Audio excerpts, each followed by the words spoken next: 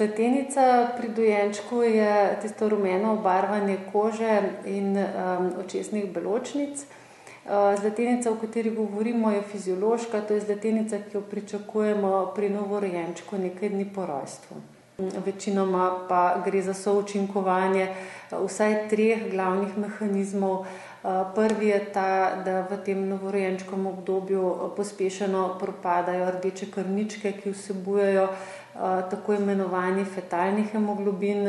Ta je po strukturi nekoliko drugačen kot hemoglobin, to je krvno barvilo pri starejših otrocih in odraslih. Potem drugi mehanizem je ta, da so encimi v novorojenčkovih jetrih še nekoliko nezreli in mehanizmi presnove krvnega barvila potekajo nekoliko bolj počasi kot sicer. Tretji pomemben mehanizem je pa tako imenovani ponovni prevzem iz prebavil. Sprva je včasih prebava pri novorojenčku nekoliko bolena, prehod blata prek črevesja počasnejši in prihaja do ponovne absorpcije teh barvil iz črevesja nazaj v krvni obtok. Tako da ta novorojenčkova fiziološka zlatenica je rezultat součinkovanja vsaj teh 3 mehanizmov, morda pa tudi še drugih. Zlatenica se zdravi, kakšne pa so lahko posledice nezdravljenja?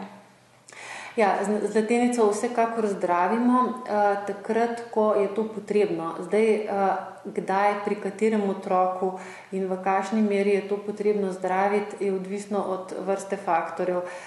Glavni faktor je, kako zrel je otrok, se pravi, ali je bil rojen donošen ali govorimo o nedonošenčku, potem porodna teža otroka, zrelost, a gre za otroka, ki se živahno doji, ali govorimo o otroku, kjer je s hranjenjem problem.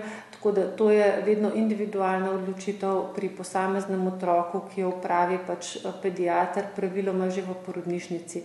Večinoma se namreč ta zlatenica pojavi še v času bivanja otroka v porodnišnici.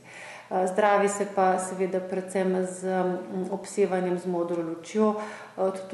Tudi tukaj je ta odločitev, koliko obsevanja, kako dolgo, koliko dni, vedno odvisna od tega, se pravi, individualnega stanja, zrelosti otroka, stanja dojenja in tudi tega, kako hitro se ta zlatenica popravlja pri posameznem otroku.